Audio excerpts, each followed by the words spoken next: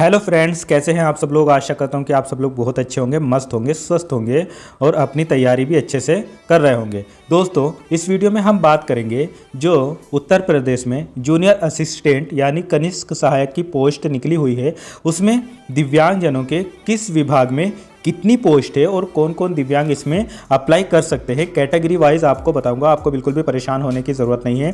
इसी वीडियो में मैं आपको बताऊंगा क्या टाइपिंग रहेगी, दिव्यांगजनों को किस तरीके से टाइपिंग देनी है और कितनी इस पर स्पीड मांगी गई है, क्वालिफिकेशन आपसे क्या मांगी है, कब तक फॉर्म फिल करना शुरू हो जाएंगे और लास्ट डेट क्या रहेगी। ये सारी बातें, सैलरी वगैरह हम सब कुछ इसमें देखेंगे और किस तरीके से क्या प्रोसेस होता है, कौन कौन इसको अप्लाई कर सकता है, ये सारी बातें हम इस वीडियो में देखेंगे। सबसे पहले हम दोस्तों देख लेते हैं कि किस कैटेगरी के दिव्यांग किस विभाग में अप्लाई कर सकते हैं और किन किन विभागों में दिव्यांगजनों के लिए पोस्ट है और कितनी पोस्ट है दिव्यांगजनों की।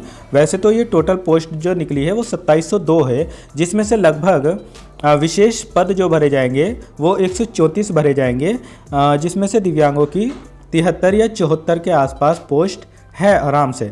तो अलग अलग कैटेगरी की कहाँ पर कितनी है और कौन कौन दिव्यांग इसको अप्लाई कर पाएगा, सब कैटेगरी के, वो OH हो, VI हो या HI हो, सबके बारे में डिटेल में बताऊंगा। बस पूरी वीडियो ध्यान से देख लीजिए।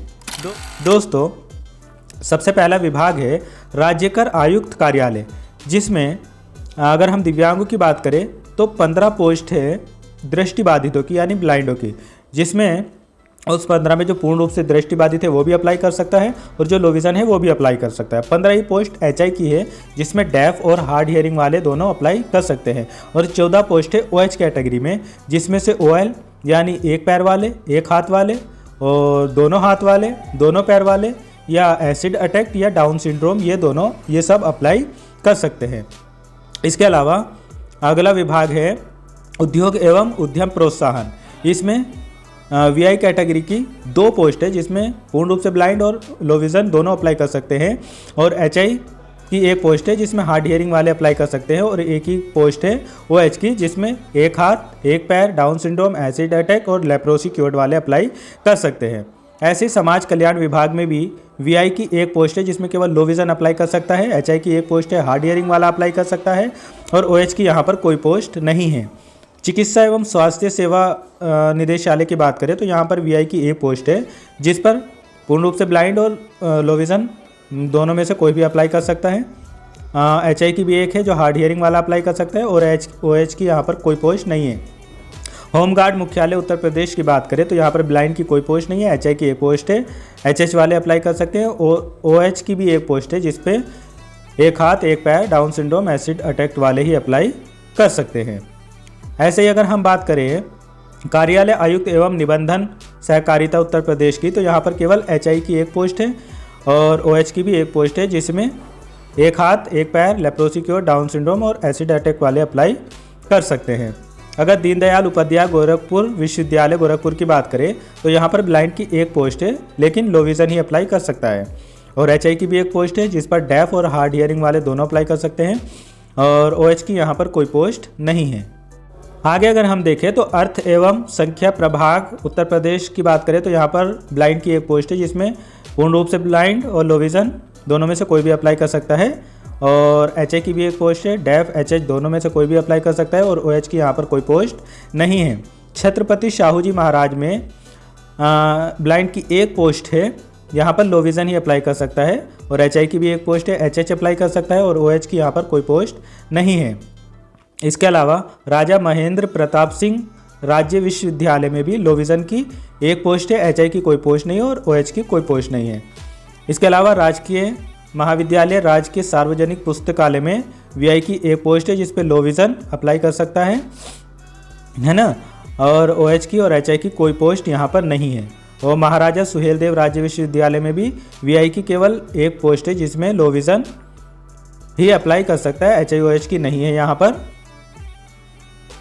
इसके अलावा महिला कल्याण निदेशालय में केवल OH की 1 पोस्ट है, जिस पे एक हाथ और एक पैर या डाउन सिंड्रोम वाले अप्लाई कर सकते हैं। मत्स्य निदेशालय में HI की केवल यहाँ पर VI की केवल लो विजन की 1 पोस्ट है, HI की भी 1 पोस्ट है, HH वाले अप्लाई कर सकते हैं और OH की यहाँ पोस्ट नहीं है। इसके अलावा अगर संपूर्णानंद संस्कृत विश्वविद्यालय की बात करें तो यहाँ पर OH की केवल एक पोस्ट है, जिसमें एक हाथ एक पैर दोनों पैर, लेप्रोसी क्योर, डाउन सिंड्रोम और एसिड अटैक वाले अप्लाई कर सकते हैं। ऐसे ही निदेशक स्थानीय निधि लेखा परीक्षा निदेशालय में VI की एक पोस्ट है, जिस पर लो विजन अप्लाई कर सकते हैं, बाकी HI OH की नहीं है। यदि हम माँ शकुम्भरी विश्वविद्यालय सहारनपुर की बात करें तो यहाँ पर VI की एक पोस्ट है, जिसमें लो विजन ही अप्लाई कर सकता है, HI OH की यहाँ पर नहीं है। ऐसे ही बुंदेलखंड विश्वविद्यालय में दिव्यांगों की कोई पोस्ट नहीं है। इसके अलावा कार्यालय आयुक्त एवं निबंधन सहकारिता उत्तर प्रदेश में ब्लाइंड की एक पोस्ट है, जिस पे पूर्ण रूप से दृष्टिबाधित लो विजन अप्लाई कर सकते हैं, बाकी HI OH की यहाँ पर नहीं है। और अर्थ एवं संख्यय प्रभाग उत्तर प्रदेश में VI की एक पोस्ट है, जिस पे पूर्ण रूप से और लो विजन दोनों में से कोई भी अप्लाई कर सकता है, HI और OH की यहाँ पर पोस्ट नहीं है।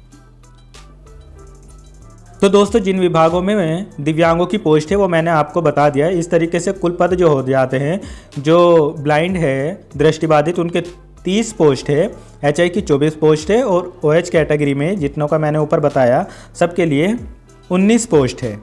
ठीक है, अब हम देख लेते हैं कि कब से ये फॉर्म फिल करना शुरू हो रहे हैं और क्या क्वालिफिकेशन है, ये सारी बातें हम देख लेते हैं।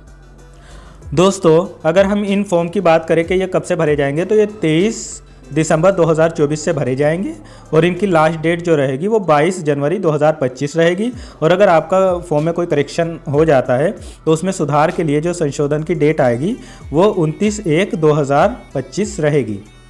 टोटल पोस्ट मैंने आपको बताई दिया 2702 है, जिसमें से 2568 सामान्य चयन और 134 विशेष चयन है, जिसमें से लगभग 73-74 दिव्यांगजनों की भी पोस्ट है। दोस्तों, इन पोस्ट के लिए वही लोग अप्लाई कर पाएंगे जिनका प्रीलिमिनरी एलिजिबिलिटी टेस्ट पैट 2023 का उन्होंने एग्ज़ाम दिया होगा और उनके पास में स्कोर कार्ड होगा, वो भी वैलिड स्कोर कार्ड होना चाहिए। और आपके पास में 12th पास कम से कम आप होने चाहिए और इसके अलावा आपको टाइपिंग आनी चाहिए, हिंदी इंग्लिश दोनों में। ठीक है, और इसके अलावा आपके पास में CCC का सर्टिफिकेट भी होना चाहिए। ऑनलाइन आवेदन किस तरीके से करना है, ये जैसे ही फॉर्म ओपन होगा मैं आपको पूरा प्रोसेस बताऊंगा, आपको घबराने की ज़रूरत नहीं है।